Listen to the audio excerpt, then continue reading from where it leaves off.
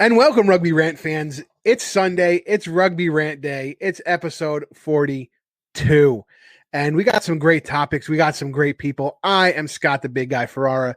That is Rob, the Hammerschmidt. And we're introducing two new ranters today because, why not go, why are we going with these old farts like last week with TJ and Rick Collins? We got fresh new guys in here. I want to introduce Preston, the little Hammerschmidt.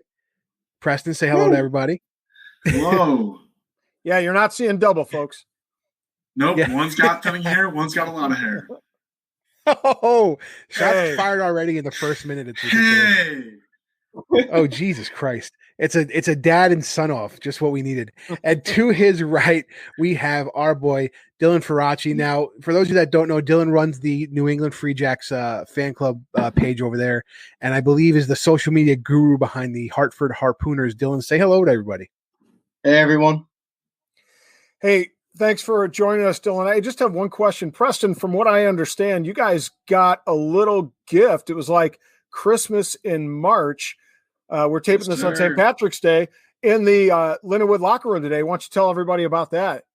Yeah, we got our shorts from the Rugby Shop like about a week ago. They came in. They look sweet. Got the logo nice and crisp. They even got a mouthguard pocket, always a plus. So super excited to get to wear those in the games. That's awesome to hear. It's Max Strong was on a couple weeks ago talking about how much she loved the shorts from the rugbyshop.com. And of course, for all the fans out there, as we start to return to play, do remember the rugbyshop.com. They do some great custom work, custom hats, custom hoodies, custom shorts. They do custom masks. We know that a lot of places, especially in the United States, as we return to play, I think, Dylan, you were talking about return to play. A lot of teams are going to have to wear masks at practice and potentially during, on the sidelines during games.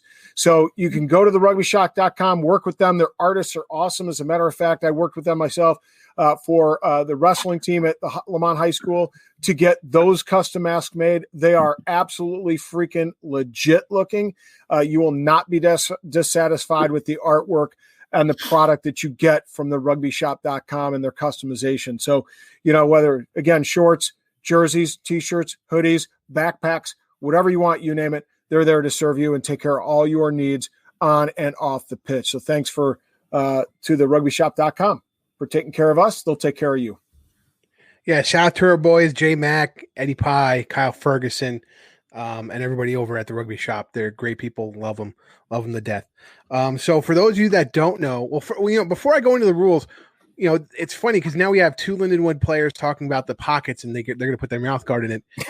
Why don't you loop it around your ear like normal rugby players? I don't understand that. Is that like out of race? Look, if you lose it, you're screwed. I got to keep these pearly whites nice and clean for a while. I'm still 21. I got years. Right. Hey, listen, still big 21. Guy. Big guy. You turned 21 boys, like 3 weeks ago. The Hammerschmidt boys have a moneymaker to worry about, okay? Always have a moneymaker to worry about. So we got to protect the moneymaker. Look, we know that. The nose is already crooked. The teeth don't need to be screwed up too. I remember You're one in of the my other days, we wore a mouthpiece and it was pretty much just a piece of plastic. It looked like one of those new style retainers that people wear now. But let's get on to the rules. So for those of you rugby fans that don't know, and this is your first time watching the rant episodes, what we do is we have two topics. We give each ranter 2 minutes to rant about the topics. And, it's near and dear to my heart because when a ranter goes over the time limit, they get something, Rob. What do they get? They get the cheese. They get a yellow card. That's right.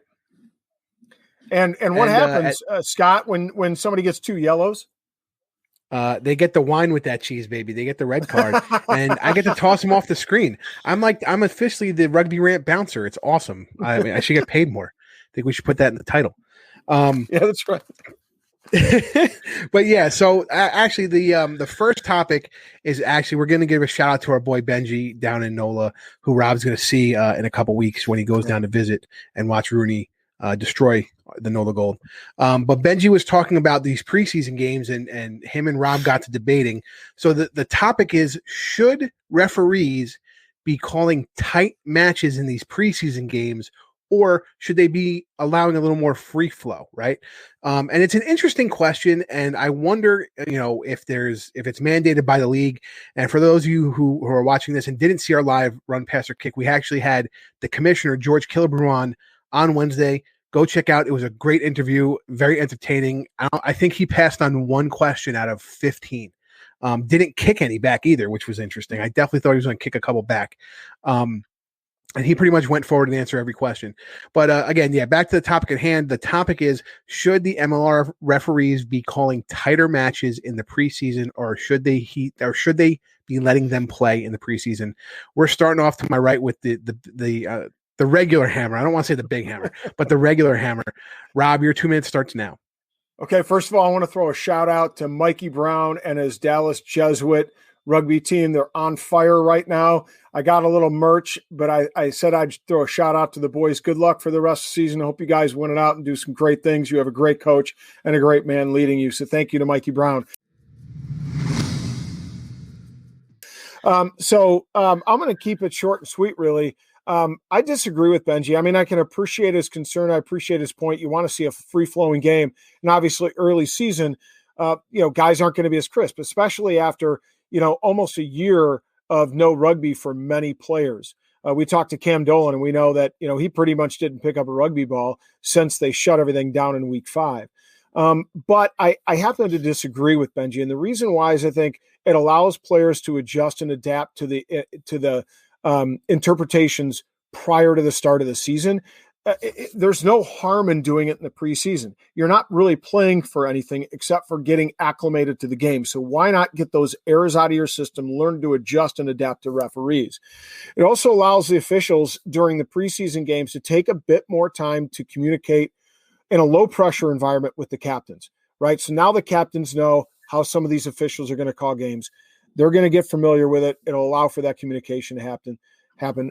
Players and captains will now know what to expect when they start week 1. And let's face it, we have 16 games. A team has 16 games to perform. There's not a lot of room for error. There's not a lot of room for a loss, right? So you want to make sure that your players, your teams are well prepped to play those 16 games. It's not like you have a 22 run with the Prem and you can have an off game or two. You got to be on fire from the get-go.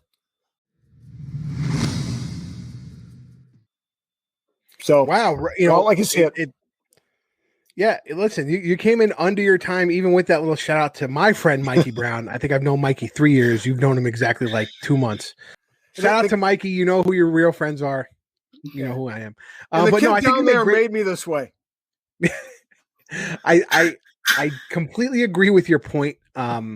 With saying that, especially now in a COVID era, where like you mentioned, Cam Dolan, the only balls he was hitting were golf balls. Let's be honest, that it was all over his Instagram. Maybe they should be calling it closer to the way they're going to call it in a regular season match this year. Maybe it shouldn't be different next year. I'm not sure what the next ranter is going to say about it, but I do see both sides of that coin. And I think you made great points, except for the fact that you can't remember where Mikey plays, which is obviously early onset Alzheimer's. But it happens. So with that, I'm going to throw it down to Dylan. Dylan, your 2 minutes starts now. I agree with Rob, but I think it gives more exposure for the younger guys, especially as someone who is on the younger side. Like I have friends who are in the academy system and they loved playing against I have a few friends who played for the Independents last year and they loved playing those preseason matches against the Free Jacks. But again, with the COVID thing, it could be a COVID precaution.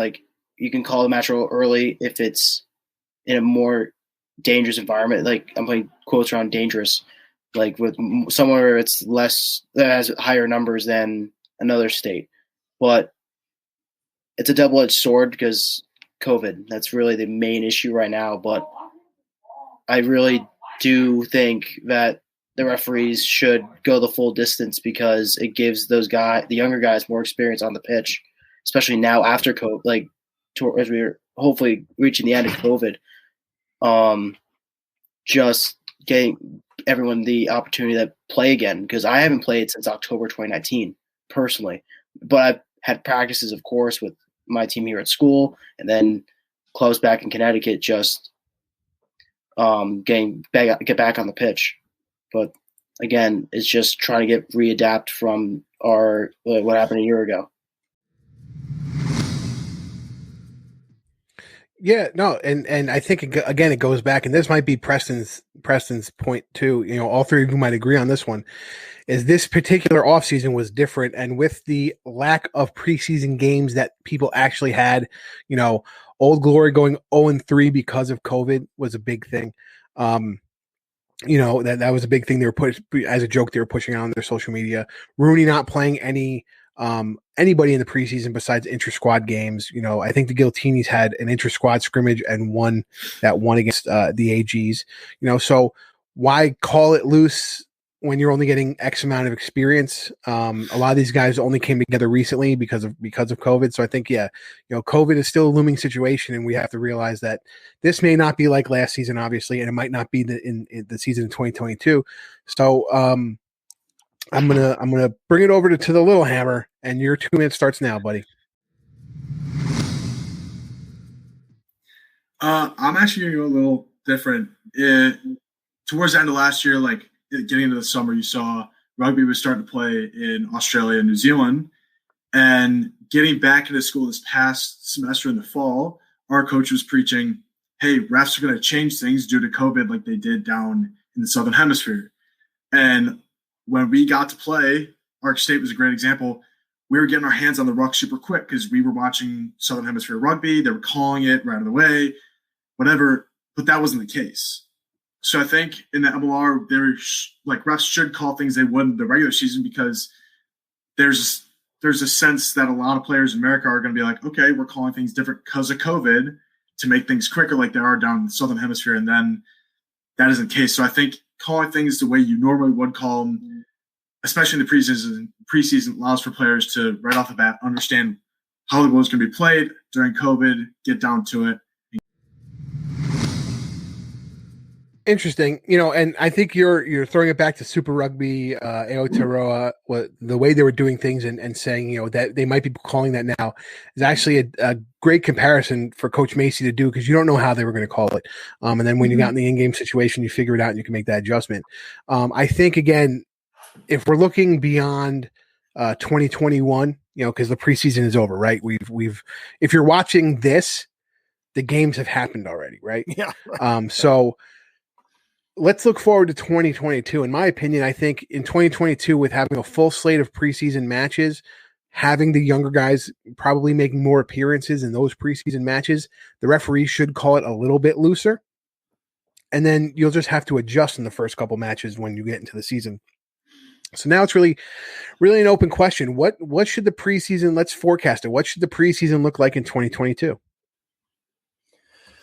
Well, what'll be interesting is to see if any major law changes in 2022, right? So will they institute any law changes with regard to the tackle, with regard to the ruck? We all know that there's some real concerns right now with jackling across World Rugby. The fact that the jackler is actually put in rather precarious position. We saw in the Six Nations that there was a Welsh player that was absolutely lambasted in the head, and so.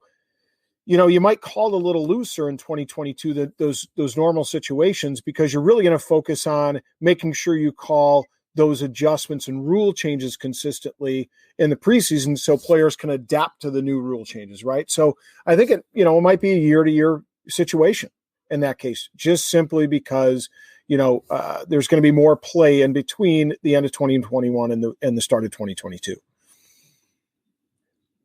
Yeah, and I mean, going into, unfortunately, if you're watching this, you already watched the games. I believe there has been, because I'm going to say you've watched the matches, there has been sloppy play in this week one because of the situations they've been put in. As you saw in Super Rugby, there was sloppy play in those first couple weeks. So I think it's going to roll over because we didn't have that preseason. And even though they were calling it tighter than Benji Haswell would have liked, I don't think it translated into a muscle memory for players right now because of it being such a small test window for preseason. So I have actually, so Preston, when you guys have been practicing and playing, you said you really didn't see a difference in the way referees were calling it. Do you feel they generally call a tighter game or a looser game at your level of play? I think, to be honest, that's a bit of that is based on the ref. I've had refs that are fair game. They know we got international kids that can get on the ball and steal it really well. So they blow it up right away, give it to the jackal. I've seen refs where they hate when hands are on the rock. I think, at the end of the day, like, no matter how you call these preseason matches, you always have to play it by the ref. So whatever you had a ref 1 week, it's going to be different the next. That's just the way I've seen it. Like, we had a ref last week that didn't like hands on the rock. We've had a ref the previous week that didn't mind it. And at the end of the day, like, we're all rugby players. We all know it's just laws and it's up to the ref. And it really takes those first 5 to 10 minutes to really determine how he's going to call it. So, so we Hammerschmidts are not just a pretty face. We're also great minds too. So that was a pretty good answer. Yeah, I think he gets the great mind and the pretty face from Mrs. Hammer, but that's beyond the point. But I think Preston's the way he said it shows you, because you see that in the Six Nations. I mean, you see it in the upper levels of competition. You see it in the Rugby World Cup sometimes. So it's not like, the lack of consistency is only happening in the lower levels. And I mean, being in the lowest level you could be when I played, it was like a free for all sometimes. I mean, it was based upon, what you did the previous play, whether the guy was going to call you for a hands in the ruck or call you for an offsides because your front toe was a little bit forward. I mean, it gets a little crazy when you get down to the lower levels like I played. But I have a question for Dylan. So, Dylan, you hadn't played a match, you said, since 2019. Have you since played a match since then, or? No, but I've had practices. That's it. Okay, because I was going to ask you about your game experience, but you don't have any right now with COVID. Yeah, I'm sorry for laughing. It's my junior year. But it's just because COVID and other circumstances with my team. Yeah. Yeah, and, I can imagine, Preston is in a little bit of a different situation with different abilities to get their program, up and running, as Coach Macy has done. So good on Coach Macy and the Lindenwood team for keeping it there. So Scott, I just want to add one thing. I think if anything, what an official, even at the MLR level, but also at the collegiate level, whether it's D1A, whether it's D2, whatever, I think the key is communication. I officiated wrestling for 19 years, and I think one of the biggest things is consistency and communication. If you can do those two things, I think that's what players and coaches appreciate, right? You may call a slightly different game, as Preston talked about. That's just natural. The interpretations will be there. But I think the key is you communicate early and you communicate frequently and often, and that you be consistent on both sides of the ball. If you can do that, both teams are allowed to adjust and they'll get used to the run of play, right? And that's all you can ask for officials to do. Yeah, no, I certainly agree, and I think it's on the coaches, the captain, and the player to say something too. If let's say Preston was called for hands in the ruck twice, obviously in a respectful manner, I would expect him to go up to the referee and say, "Hey, what exactly am I doing? How can I fix it?" I do that when I coach youth football. If they're calling, a specific player every time for something, I'm going to ask, what is exactly he doing so I can coach him up so he doesn't do it. And I think at Preston and Dylan's level, it's more of the player himself can do that own coaching if they can communicate effectively with the referee. So how much time should be allowed in between when the official expresses that the captain needs to go talk to his boys and then he blows it up ready for the game to restart? Well, it obviously depends, like Preston said, on who he likes the particular time. Obviously. You're talking about the England game. Yes. Yeah. Yes. Yeah, that was. Yeah. Wasn't he a French ref, right? Yeah. Yeah. Yes, it was. Yeah. Makes sense. That was. That was, even if you're not an English fan, that was, kind of iffy. You know what I mean? But anyway, back to good old North American rugby. I think you guys all had great points, and I think you can see it from different angles. You can see it across from Southern Hemisphere rugby right here to the rugby playing in D1A and the rugby that's has just been played in the MLR yesterday. So it's tough. You guys all hit on different points, and again, it's hard for me to pick a winner, and I don't want to say who I'm leaning to, so I'm just going to be quiet on it right now. But I do think, again, I think you guys all made great points. I think Benji is crazy to say that they should have been a little more free in this COVID period. But I do think if, like I said, if next preseason is a little more set up where they could have 4 or 5 matches and you're going to have more younger guys play, then have it a little more free flowing with the calls. But this time around, I think it had to be tight for a reason. So that way they're consistently tight throughout the season, because the referees are rusty too. Think about it. Right. And when's the last time they actually, ref an MLR match? Was a year ago. So, why not get the call straight right now and know you're going to say, okay, I'm always going to call this hands in the ruck and I'm going to consistently do it. And I did it against the AGs versus Houston. I did it against, the OGs versus COVID. I did it against the AGs versus the Giltinis, or whoever the intra-scrimmage matches were, because they were MLR referees for those intra-scrimmage matches. But right now we're going to get a couple words from our sponsors, because we need to keep the lights on and wet our beak a little bit. So hold on for the next segment and take a listen to our sponsors.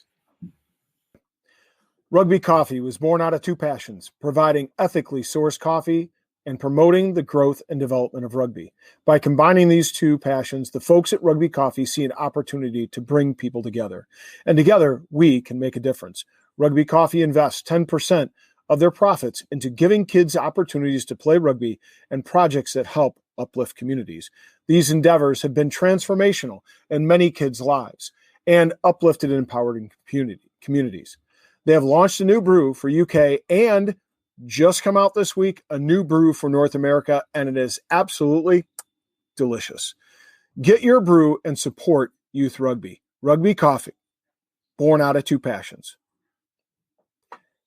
Tighthead Brewing Company is Chicago's premier location to watch rugby and enjoy quality ales and lagers for all seasons. Located in Mundelein, Illinois, and the heart of Lake County, owner Bruce Doerr and the Tighthead staff will ensure you're kept well hydrated so you don't miss a single scrum. Tighthead's tap room is like the familiar rugby clubhouse in which friends and families can meet, socialize, and enjoy the action of every Major League Rugby derby that will electrify the 2021 season. Join us each week as a watch party presents itself at the tap room. The parties will happen throughout the season, all the way up to the Major League Rugby final on August 1st. Hey, Chicago, when you want rugby, Tighthead Brewing Company will satisfy your thirst. Tighthead, it's worth more than a try. And welcome back, Rugby Rant fans, to the second segment of the Rugby Rant show. I'm the big guy, Scott Ferrari. You got Rob the Hammer Hammerschmidt, and shout out to Ty Braga, who couldn't be here with us tonight. There we go. I'm slipping. It's a little late here as we're recording, so I'm starting to feel that heat. So anyway, we had a really good first segment. Really good question again. Throw it back to Benji Haswell, our buddy, with a really good question about the way referees are calling preseason matches, specifically in 2021. I really love that question. Me and Rob have been going back and forth about it the entire time. So this next question was what you guys voted on in the fan poll. Now, this fan poll was tight. The third topic had 18 votes. The second topic had 19 votes. And this topic that you guys picked had 20 votes. This is the tightest poll we've ever had. As a matter of fact, at the time that we set our cutoff is usually noon of the day we're recording. Rob said, "Oh my God, we have a 3-way tie," not realizing that 2 people had voted to break that tie. So it was really interesting to see that. We're very excited for you guys to be doing this and be part of this show, and this is why we do it. So this second topic that, again, you guys picked, it was number 1 on the poll, is should players drafted through the MLR draft be exempt from the foreign player policy. So let me frame this for you. You have a player who plays Division 1 or Division 2 or Division 3 or even Division 4, and they sign up for the draft. What we saw in the 2020 draft is a lot of teams did not take a player who was considered not U.S. eligible, because it would take away one of their foreign player spots who they're trying to give a shot to for generally a more experienced player. So you had a lot of foreign players who played D1A for almost 4 years, some of them, back out of the draft and then try and find spots through free agency. So the question is, to make the draft more robust, should the MLR make these players foreign exempt because they were gotten through the draft. So we're going to go in reverse order this time. So we're starting with the little hammer. Preston, your 2 minutes starts now. To be honest, if this is yes or no question, I'm going to go with yes. I think foreign players that come here to play U.S. like college rugby in the U.S. should definitely be considered domestic players. But what I will say is, if I can elaborate, I think there should be a certain amount of years that they can do so. I think it should be like three plus years that they have to play college rugby to be considered those domestic players. Just because if you got a kid who's coming in with one year of college going on to the MLR, I think it's just a bit ridiculous because they haven't actually spent the time in America or spent any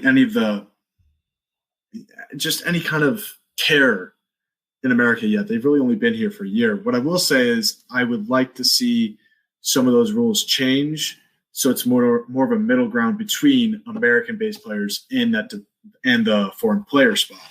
I know here at OU we've got so many international guys that can definitely, no matter what, make it to the MLR, but unfortunately they aren't able to because they're from a different country, and right now the residency in the U.S. is a bit harsh, and it really makes it hard for these students to become U.S.-based players. I know, like, just one of the rules is you have to spend, I think it's only a month back home every year, which if you've got 4 months out of the year that you aren't in school, where are you going to go for those other 3 months? What are you going to do? How are you going to make money to be able to live in America? So that, I mean, I feel like the straight up answer is yes. I like that answer. And, to go back to one of our early interviews with Wesley White, that was almost the exact issue he had, so Wesley White was actually under the 3-year residency rule, and his paperwork was held up because he received some money for his birthday and a car from his father to get around. And they said that reset his eligibility to go under the 5-year rule instead of the old 3-year rule. And it ended up him moving, he left the United States and went to the UK to play, in the, I think he was trying out for Saracens Academy, Bristol Academy. And, Saracens, yeah. I think Queen's maybe. Leinster and Leinster, maybe that's what it was. The Chiefs as well. Yeah, he had 4 or 5 different academies that were looking at him and that were giving him a look. But that's one player we lost here because of eligibility rules that sometimes are, I wouldn't say that they're out of place or ridiculous because they have them for a reason, but also like, a college kid has to get around. He's South African. 100%. His parents were in his parents were in South Africa. How is he supposed to get around in the United States without a car? Let's be honest. And it's not like he was getting a car from the university. We're not talking about these, allegations that happen that you see, in the NCAA. His father bought him a car. Like, what are you going to do?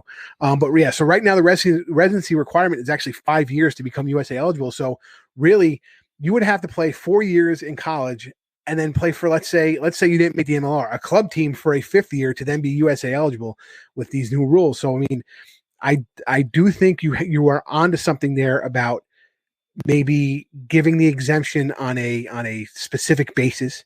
I'm not sure how many guys come and play D1A and one and done. It's not like Kentucky basketball.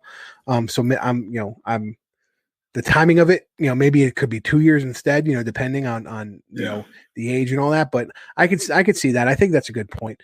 So we're moving on to our next collegiate player, Dylan. Your 2 minutes starts now. So yeah, I played 4 years so far of collegiate rugby, and just like Preston. But one thing you got to remember is that the MLR put a standard for players entering the draft. You had to be a junior or senior. I personally didn't enter because of lack of film. But also I wanted to see how it worked because it was the first ever collegiate draft for us in the MLR. But also USA, when I first entered college, USA Rugby gave players a 5-year eligibility for within 7 years to use those 5 years up. So it kind of counters that, but also with Canadians not being involved in the draft, that could solve it a little bit because last year Canada was not involved in the draft when it came to players being picked. But again, I agree with Preston saying that it should be scrapped for guys who are in the States for X amount of years before the draft.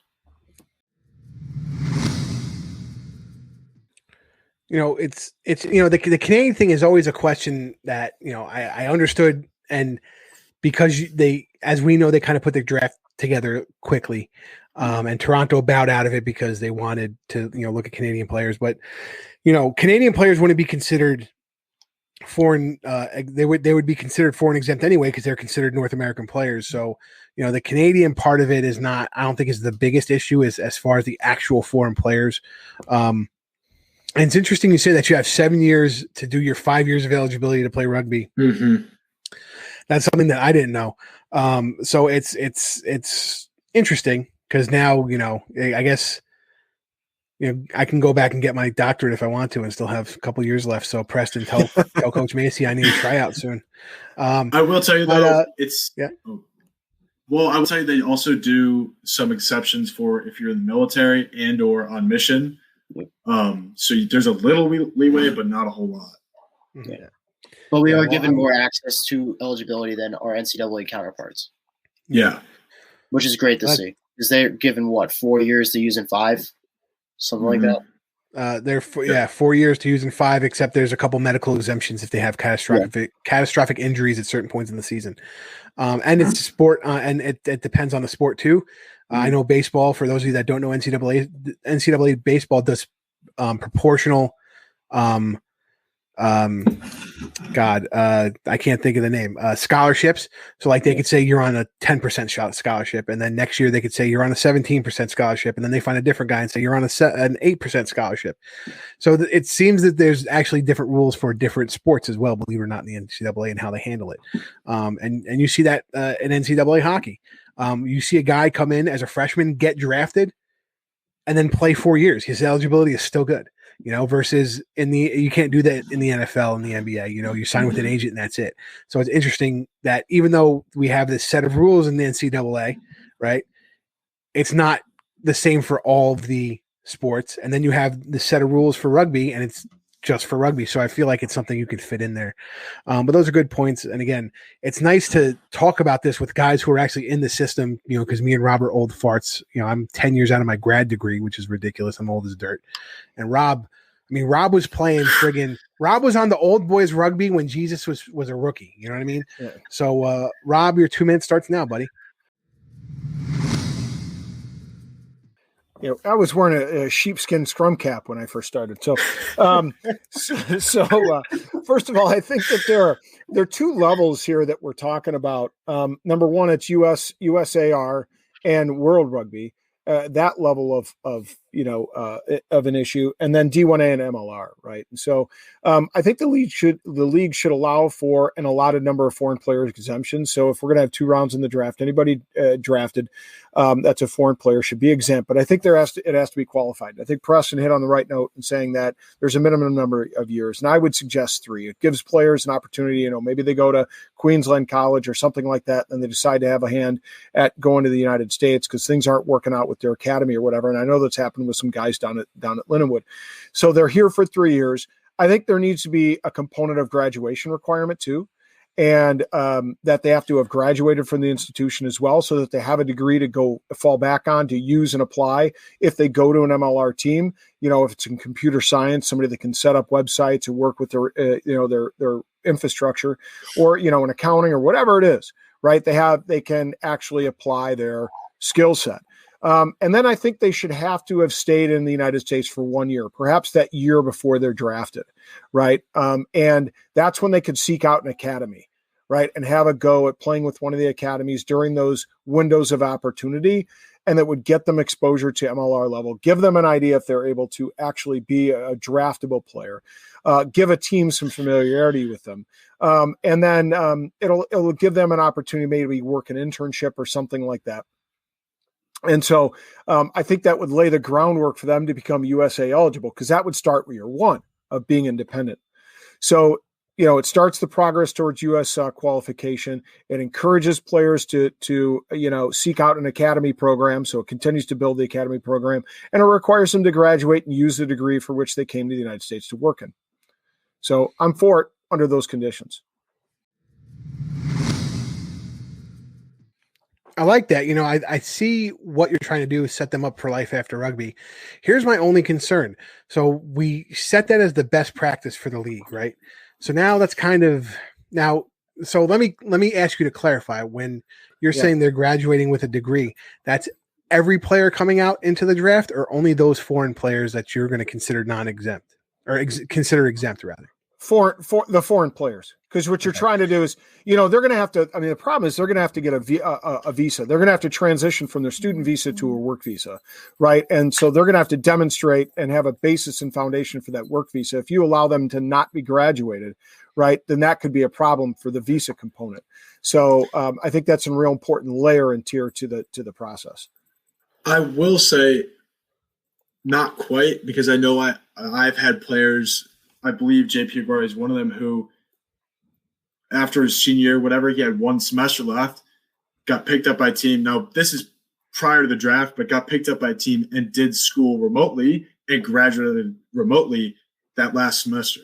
Right. So, but what about students? But he was considered a foreign player at that point. I'm talking about in order for them to be foreign player exempt, you're putting some preconditions on it that encourage a couple of different pieces, from, allowing them to be a U.S. qualified potentially, to giving them an opportunity to actually transition from a student visa to a work visa. It makes the process a little bit easier.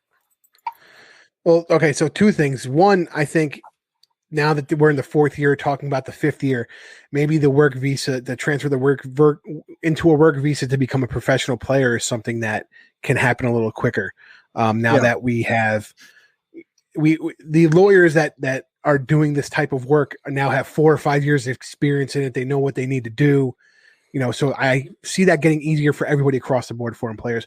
The only problem I see with making the requirements different than any of the American players, or North American players rather, if we include Canada in the draft this year, is when we have to set up a bargaining unit and a CBA for the union, right? Because we're all in favor of the union in the MLR.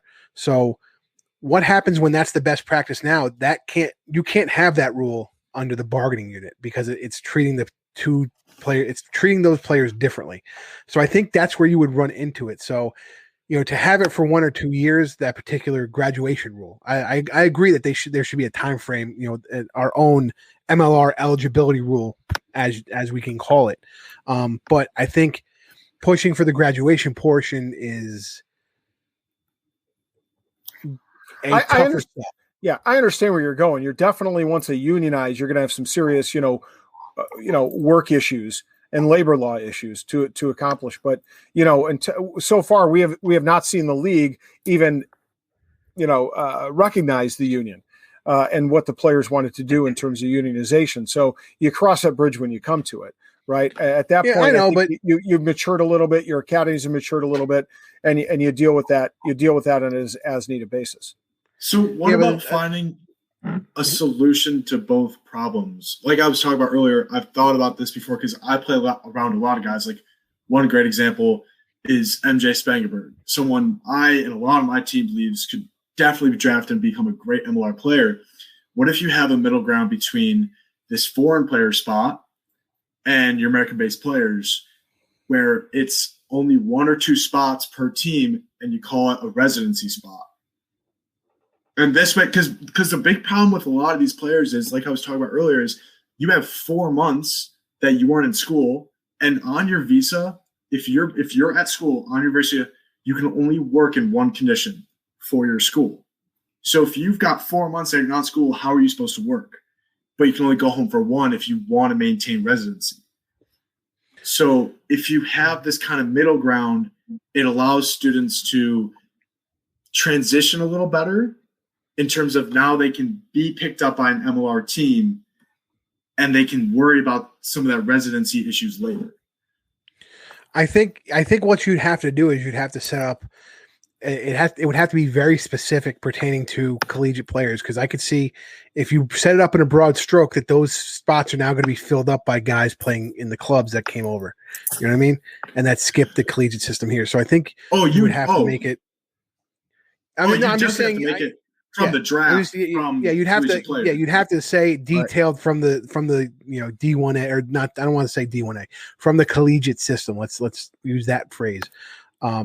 But yeah, because I could see if you make it a little too broad, people are now going to pull from the club, take advantage of it. Yeah, and maybe they should have. Maybe they should have one spot on their roster that says, is a swing spot, and you could use that for a guy who's maybe lived in the United States for 3 years, who's older, who's been playing on your team or been playing club or been playing in the MLR in a couple teams, and maybe we should be considering our own residency requirements within the MLR. Because it's our country's a melting pot. We have people coming in and out all the time and taking opportunities elsewhere all the time. And I feel like that 5-year. I know why the 5-year rule is there, because we all know Southern Hemisphere takes advantage of Pacifica, and people in Europe, the different teams in Europe take advantage of that too. In the past. So I see why the rule is there, but I think it doesn't help us in North America for our pro team to go through that same rule. So, and that might be a controversial thing. I mean, I don't know. Maybe I'm saying this and everybody's disagreeing with me right now, and they're throwing tomatoes at me and things like that. But I think it's worth looking at. I mean, obviously not right now. We're through week 1. We're finished with week 1 of the MLR season, but it's something to look forward, in the process, because that's another one of the things. I mean, Rob sees it, Dylan sees it. I'm sure Preston sees it online, where everybody complains about the foreign players. But you know what? If we had this great, people keep saying, well, how come they don't use more American players? Well, then we should just be playing the club system. We have the D1 club system. That was pretty much a lot of American players, right? And so what would be the difference between that and the professional teams if we weren't getting that high level skill from outside the country? I mean, it's the high-level skill that builds American players up. Like, if I weren't going to Lindenwood, I would never be the player I am right now, only 2.5 years in out of my 5. So, I mean, like, if you're not bringing these players from out of the States into the MLR clubs, you're not going to build American talent at all. And that's why you kind of have to use, I feel like, the MLR as a middle ground between building U.S. players in college to the USA level. I mean, if you look at, like, Ireland, I think it's James Lowe, was playing in New Zealand, plays for Leinster, and now is through residency and playing for Ireland. Now, their system is different from ours. We're playing more MLR from college instead of academies, but it's the same kind of deal. Yeah, and I have to agree. I think Preston's experience is one that, in order to grow rugby in the United States, in order to grow American rugby players, they have to be challenged on a regular basis, by players that are excellently trained and have been playing since they were young. And how do you encourage those players to come to the United States? There's got to be a pathway, a road to become a professional player, right? And as Scott, you always say, iron sharpens iron. Yeah, no, I definitely agree with that. And I think was it Australia who's now changing their rules on play? Didn't they have a requirement that their players should be playing in Super Rugby, right, or something like that? Am I wrong about that? Yeah, I think they just changed it where you have to play in AU, and that's why one of the scrum halves who plays for the Brumbies right now came back from the Exeter Chiefs to play with them for the World Cup and hasn't gone back to Exeter. He's continuing to play for Australia. Yeah, and what does that do for Australia? I think it stifles them in the long run. Obviously Australia thinks they're bleeding some type of talent, but my point is if you're upfront with the people and you have a good organization, you should be able to let them go professionally and play somewhere and not be worried about the residency rule where they might go play, for Exeter for 5 years and now Eddie Jones is looking to poach him, So, I mean, I see where Australia is coming with it because they want to keep their homegrown talent, but also I feel like you're stifling your players to go out there professionally and do what they want to do the way they want to do it. We went through a whole gamut of stuff here. And everybody had great points. And I can tell you right now, the regular hammer's out. So that's Suck it. Yeah, It's a conspiracy. It's a conspiracy. I don't care. If I'm allowed to, I'm going on QAnon with that. No. Hey, I'll put it this way, Preston. Just make sure that money's in my PayPal account by tomorrow. So He uses Venmo. That's fine. So for real quick, we're gonna go through the stats of the show. No red cards, no yellow cards, no bonus points either. While I think everybody made great points, I don't think there was that extra for that bonus point. So it's between the two guys. Dylan, where do you play again? Was it New England College? Yeah, New England College. I'll be joining the Hartford Wanderers this summer, hopefully, and then also I'm part of the Hartford Harpooners. Yeah, if you guys check out their social media, Dylan smashes all their social media too. So check out the Hartford. It's just at Hartford Harpooners everywhere, right? Yes, except on TikTok, it's Harpooners Rugby. There you go. Hashtag Go Pooners, right? So it came down to me. I got to give this one to Preston. Congratulations, Little Hammer, on your first win. He made great points. He's drawing on his experience. He does a lot of the things that his father does to win matches, even though his father doesn't win matches against me most of the time. But Preston, I'm going to give you 2 minutes to give a shout out. So say hello to everybody at home. I just want to. My dad's right here, so I don't need to shout out to him. Shout out to my mom and brother if they're watching. LU boys. Hopefully they'll be watching. Otherwise, I will not be giving them rides anywhere.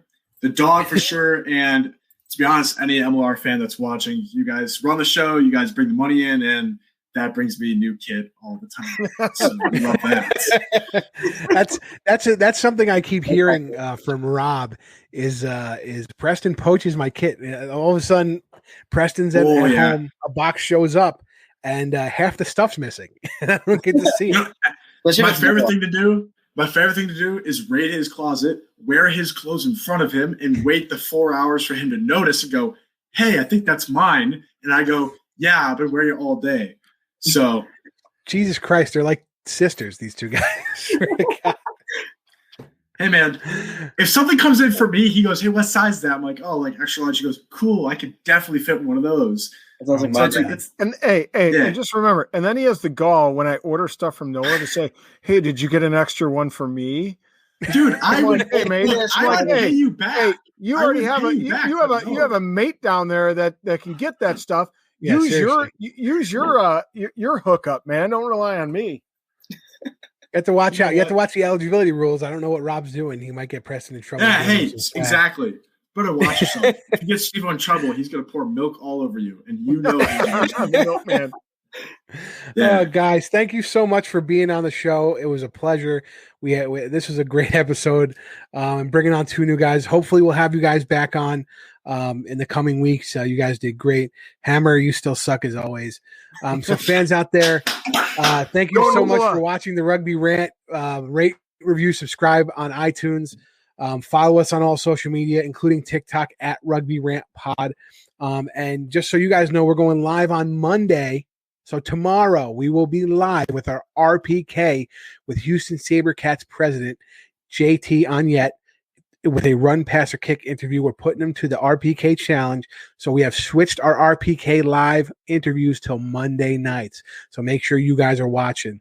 Thank you so much, guys, and we'll see you at the next. Well, rugby fans, that's another episode done and dusted. Make sure that you follow us on YouTube, follow us on our Facebook, Instagram, and Twitter pages to be able to learn more about upcoming episodes. And once again, thank you for listening to the Major League Rugby Rant podcast show.